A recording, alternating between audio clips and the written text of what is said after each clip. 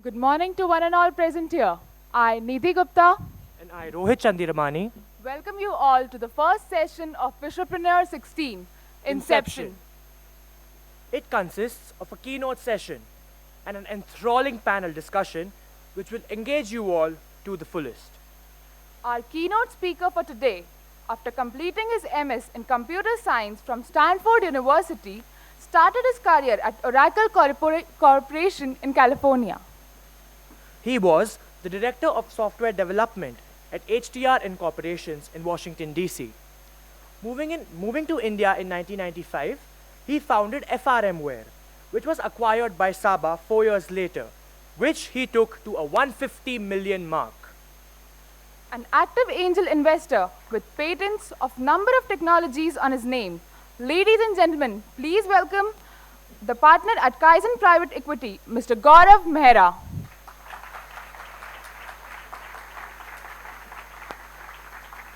I now request Mr. Bharat Agarwal, Managing Trustee, Vishwakarma Institutes and Patron of Vishwapreneur 2016, to welcome Mr. Gaurav Mehra.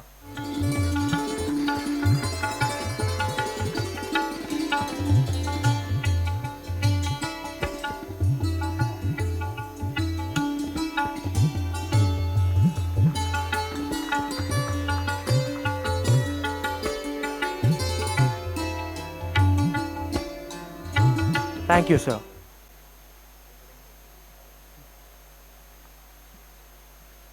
I now request Mr. Gaurav Mehra to begin with the session. Thank you. While we're getting the logistics arranged, hey, thank you very much for having me here. It's great to have a... Yikes. Great to have a very full audience. I'm very excited to listen to all the stuff that has been done here already. I'll speak to it more near the end of my chat. But can I just do some sort of demographic surveys? How many of you are currently bachelor's students here in the university? Okay, the bulk of you. And how about that set over there? Are you masters or coming from other universities? Sorry? Faculty. Okay, wonderful. So everybody's here. Excellent. How many of you are keenly following the startup industry and the entrepreneurship that's going on in the world? There's about 3 of you. That can't be right, yeah? What are the rest of you doing? Looking for a job? So let me give you some random demographic data. My parents' generation, the data is that they got one job. They looked for safety, security, provident fund, and the gold watch at the end when they retired. My generation, and I'm fairly old here now, my generation, over its lifetime, would end up between 4 to 6 jobs in our lifetime if we went to the job search. Your generation is going to have between 18 and 20 experiences by the time you reach retirement age. That's because it's not just because you have attention deficit disorder and you can't stick to anything, but it's also because the world has changed. There aren't a whole lot of companies that stick around that long for you to retire with. Neither the technology and the change in the world is going to let companies get comfortable and stable. We live in a world where everything is changing at a pace that is unimaginable. Bharat was talking about Google and others and 200-year-old companies. There's very few 200-year-old companies. There's very few 100-year-old companies. And we've seen a large number of 25, 30, and 100-year-old companies go out of business in the last 10 years. The average lifetime for a whole industry these days is shortening to 5 to 8 years. Industries form, grow, flatten out, die, somebody else takes the business. We know what happened to BlackBerry. We know where Nokia is now. We know all the stuff that's going on. So, you know what? You don't get to retire anywhere. So whether you like it or not, your career is not going to be about growing in one company ever. It's going to be about what is the total set of experiences you garner and what you do with them. So whether you go through the job route or whether you start something for yourself, I think you'll find that your lives will intermix all of those journeys anyway. That's just the reality and the fantastic opportunity of the world you live in. We never had that opportunity. When we were coming out of school, we were trying to get out to college in the US, maybe get a job there. Now, many of your colleagues are coming back from the US to start something here because this is the land of opportunity. So that's the world you live in. And let's talk a little bit about how do we project this?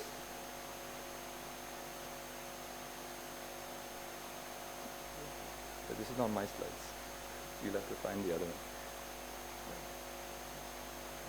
So, unfortunately, I'm not going to talk about empowering small retailers. So while we figure out which presentation is mine, we'll keep chatting. So this session, as I understand it, and a number of your friends have done a very great job organizing things, keeping us all informed, keeping us all on our toes. And I understand this is really the inception session. It's about how do you start thinking? How do you start? How do you start thinking about being an entrepreneur? What are we going to talk about? Now, our very eminent panel of people that have really been done there and, or literally doing that as we speak, will really get into the whole nitty-gritty of startup, business plan, team, how important, and so on and so forth. I want to step one level back and talk about, where you really start. So I figured we'll start by talking about the secrets of being an entrepreneur. But I like to, by the way, just let me give you a little bit of history. Started Saba in 1997. We was a startup. I was the engineering techie backroom boy. My co-founder was the visionary and the grand man who really drove the company. Let me ask a quick pop quiz question. How long does it take for the average company to go IPO if they succeed in going IPO? Throw out some numbers. I can't hear you guys, yeah? Good. 8 to 10 years, 6 to 10 years, really. More like 8 is pretty much the norm. We did it in 3 years flat. We did it in 3 years and 7 days. And then, of course, as soon as we went public, 9/11 happened, everything crashed, and we had to start pretty much from the beginning again. So,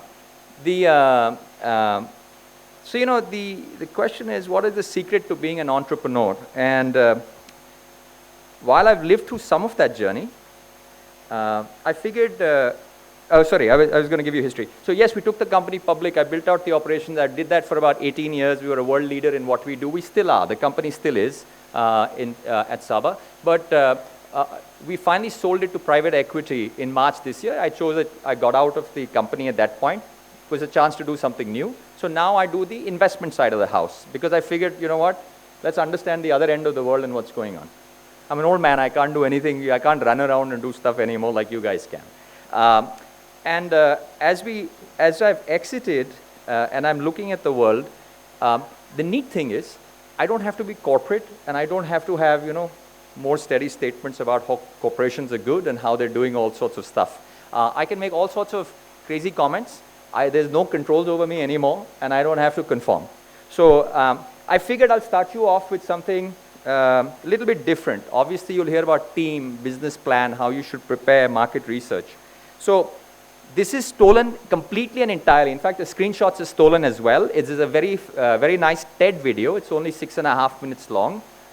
Since I wasn't sure what the logistics would be, I didn't bring it along with me, but I recommend you watch it. It's Bill Gross's video on the single biggest reason why startups succeed. And Bill Gross, of course, is famous for Idea Labs, starting over 100 companies of varying huge levels of success.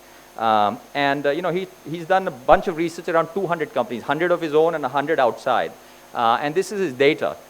What 5 elements lead to startup success? Guesses? Idea, very critical. You got to have a good idea. Can't have a bad idea. Team obviously is important. You can have all the ideas. I want to take a rocket to Mars, but dude, I can't do it. I don't have a clue about what to do, and I can't put that team together. Business model, important. Obviously very important. You should make money somewhere. At least convince an investor to invest in you for some reason. Funding is very important. If you don't have any money, you're not going to grow very fast or go anywhere. But that doesn't mean you can't be self-funded. It can't mean that you can't grow businesses otherwise. It's just that we tend to think of investor funded, but there is nothing wrong with having a good, solid business that pays the bills, gives you, your family a nice, comfortable income, and any number of people around the world do that every day. And then, of course, timing. Is timing, did you go out in the market at the right time? Were you too early, too late, too crowded a market, what have you? Did research, and here's the data.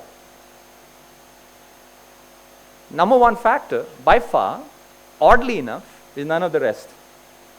Don't get me wrong, they're important. You can't just succeed if you don't have any of the other stuff. But the largest correlation he found is the largest determinant of success is the right timing. And I'll come back to this.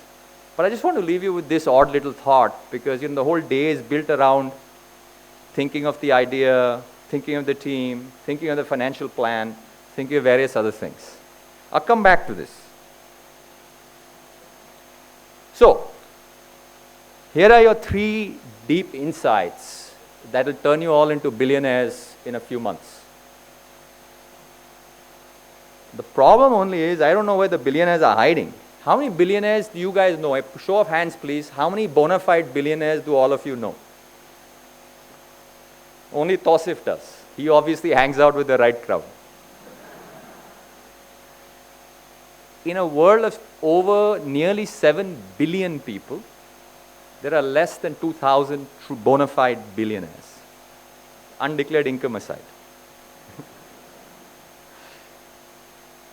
So if we all have formulas for success, and there's a 7-step to something, everybody would be billionaires.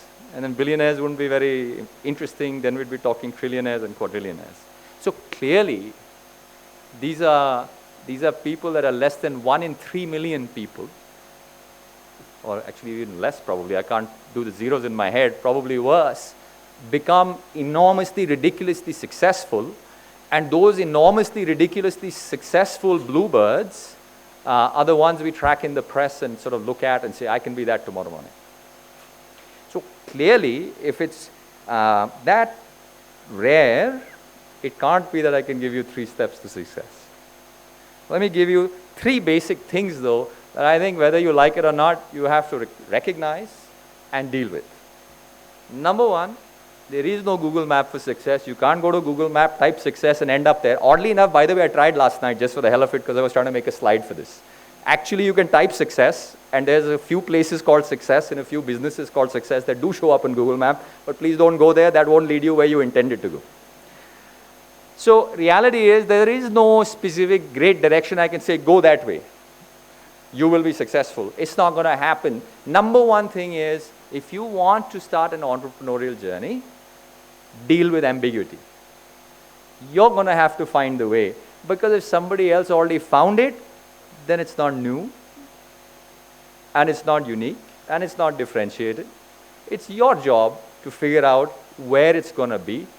It's like walking through fog. You'll start in a direction, and stuff will happen, and you'll turn left and right, and you'll just have to keep finding your way all the time. So number 1, you have to understand nobody can show you that direction. It's just not going to happen. Number 2, the inception of anything starts with you. You have to want to do it.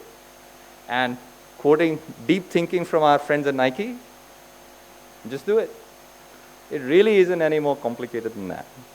Many years ago, I finished my degree in the US, worked a couple of years, came back home, and my father, through some family friends, took me to see Mr. F.C. Kohli, the grand old man of the Indian software industry. He was the CEO of TCS and really built TCS from scratch. He really, truly created, in many ways, the IT industry of India that we all sort of recognize today.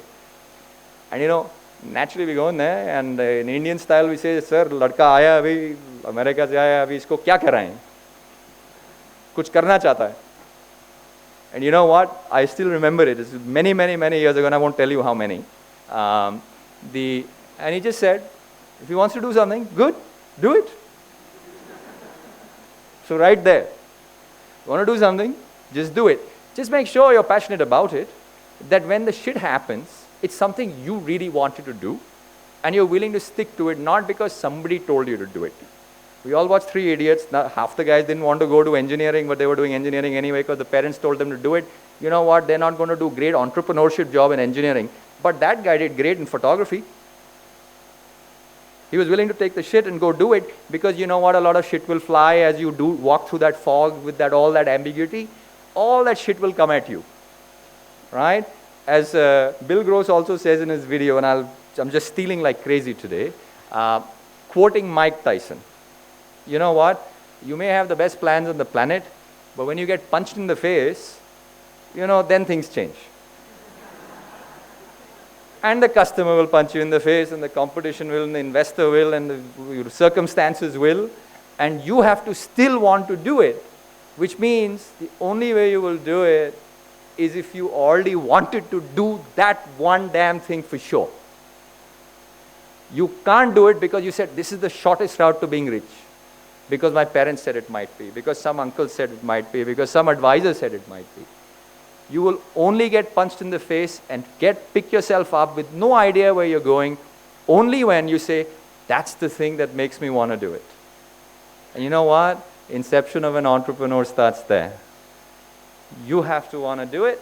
You have to want to do it so bad that you say, if I don't do it, I'll look back in my life and just regret that I didn't do it when I could have.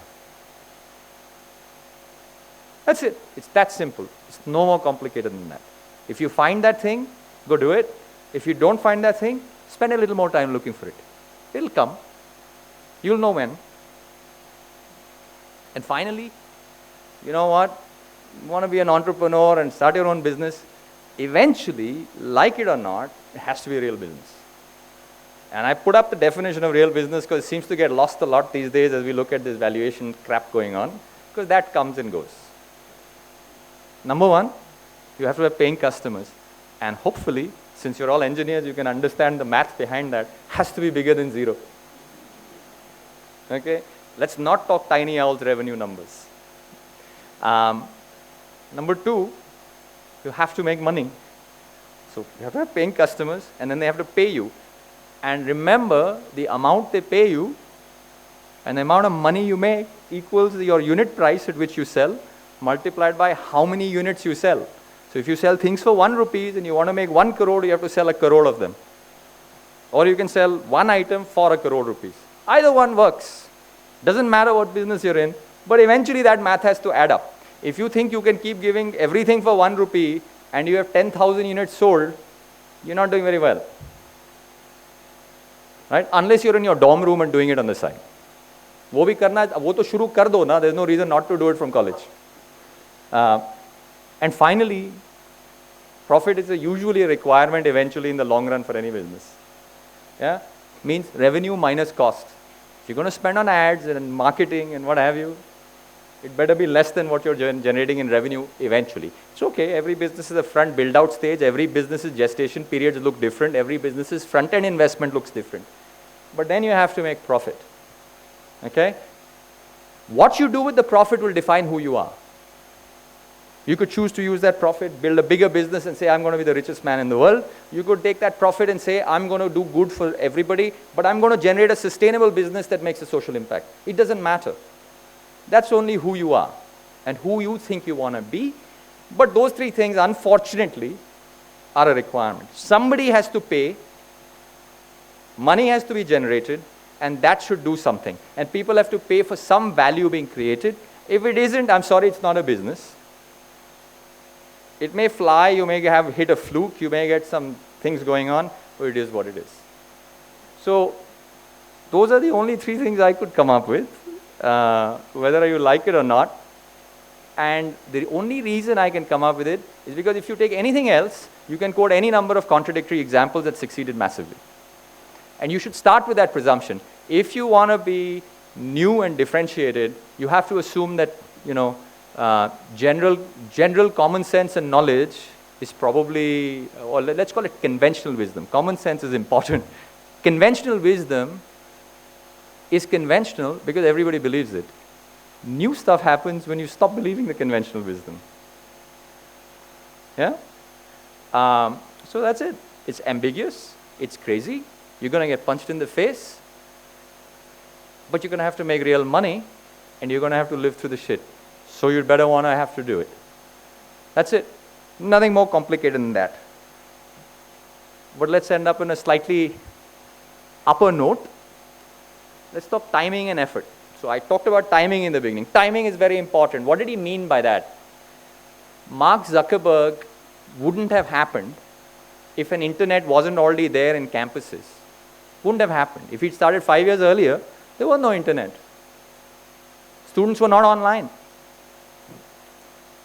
The smartest people at Apple in the 90s launched a device called the Newton. It was the first little pad device. You could do handwriting on it and write it.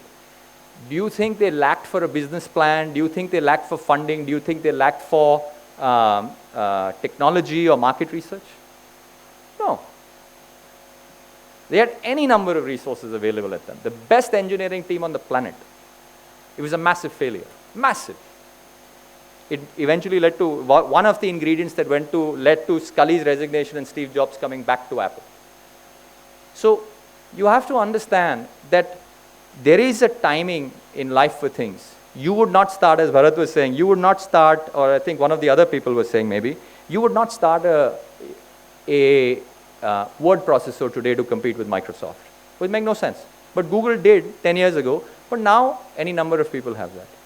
You wouldn't start today a site selling mobiles, laptops and stuff online. Because it's already done. So that timing is done.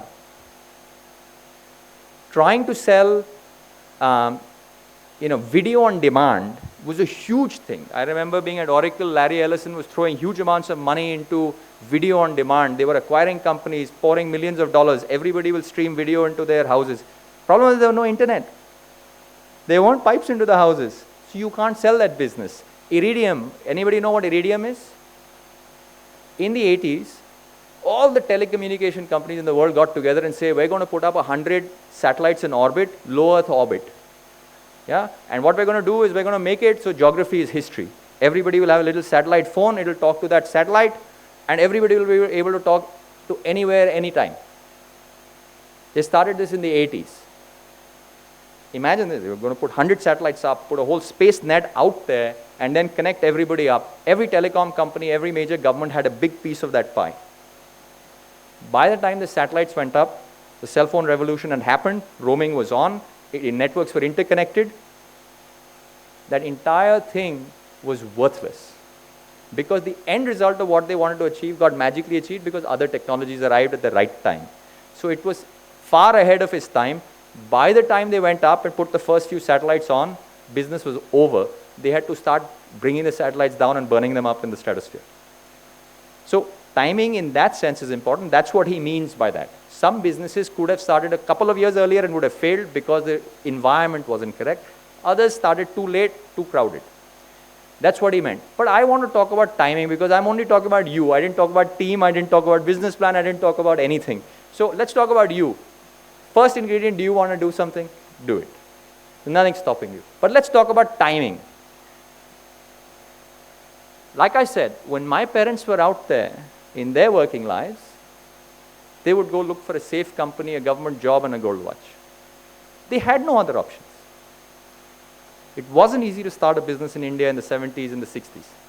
There really weren't a whole lot of businesses you could start. My age was where we were leaving the country. The 90s created an IT industry, IT services industry. That is now 25 years old. It's mature. It's generated any number of jobs. It's changed the whole dynamic. It's created institutions like this. You live in a time when even that era is done, and we used to sit and argue in sessions like this about why aren't product companies coming out of India? When will India see innovation? India is a back office. That's over. My friend is sitting right here, out of college 2 years, 3 years, he's doing design work that's incredible. We're just talking. Vijay is going to be up here talking to you guys in a minute.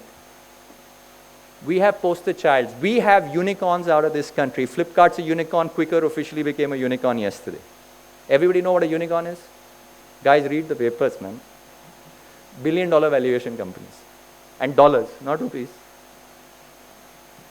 You have Indian companies started out of India, focused on this market, that are unicorns, recognized by the world, drawing money from SoftBank and Sequoia and Nexus and everybody on the planet. $21 billion entered this country this year in the startup side. I'm not sure that much money enters on the stock market side right now. Okay? So you live in a time. I remember standing out in college outside my economics professor's door, and he had a little sticker on there about telephone density. US was, nearly 1 per person. This is in the late 80s. India was 1 in 1,000. Yeah? And I couldn't imagine anything different. Because we were a poor country, right? 3% rate of growth was good. Right now, there are nearly 1 billion telephones in India. Nearly 800 to 850 million of them are mobile. Every person has a cell phone, so many have 2. Yeah? So we went from tele-density of 1 in 1,000 to nearly 1 in 1. We went from no IT industry to 200 million internet users in this country today. We've gone to massive e-commerce and online shopping. We've gone to all of you using Google Maps to get around the whole country. And this is a country which just not that long ago, bank employees were striking saying, computer la rahe ho, you have to pay me extra to do that computer thing additionally. You walk up to ATM, you draw money like anybody in the world. You see the same TED video streaming to you. You see the same information. You see the same investors. You see the same buyers. And your buyers are sophisticated, and you're sitting in college doing entrepreneurship and filing patents. I hear you guys have filed 5 patents amongst you and your friends. The timing is perfect. What more can you ask for?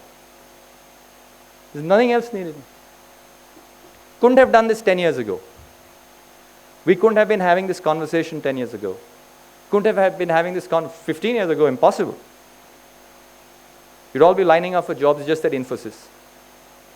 20 years ago, you wouldn't have those jobs. You'd be lining up outside the US visa office, hoping to get to a college, to get a job, to get somewhere. Right? The timing is perfect. So your idea's timing may be a different issue, but the timing of you entering this place, wanting to be an entrepreneur, wanting to start something, can't get better. So I'll end with this. Should be familiar if the stuff comes back up. That's okay. Doesn't have to. I can speak to it. So, in school, CBSE board, I had to learn a little bit of Sanskrit. Didn't make any sense at the time. 2 things stuck. So, the only one that everybody knows anyway is Karmani eva adhikaraste ma phaleshu kadachan ma kan phal hetu bhurma te sango astu karmani. Gita shlok. Krishna ji speaks to Arjun. What is he talking about? Man, get out and get it done. Stop worrying. Either your head's in it or it's not in it. If you're going to jerk around saying, will I be rich? Will I be happy? You know what? You're going to get nowhere. The only thing, the word, if you're engineers, complexity theory, small effects here, have large impacts somewhere else in geography and somewhere else in time. How are you going to figure it out? It's all feedback loops. We can't figure it out. Yeah? Since we can't figure it out, stop worrying about it and deal with the small effect you're dealing with. What are you dealing with? You're dealing with yourself. You want to do this? Go get it done. The environment is perfect for you. Timing is perfect for you. The rest is up to you. So go out and get it done. And God be with you. And, that's it. Inshallah, God be with you. If it's going to happen, it'll happen. If it's not supposed to happen, you will say Inshallah and say it wasn't supposed to happen. But don't spend time sweating about it. So I'll stop with that, and we'll let the panel tell you something useful. Thank you very much.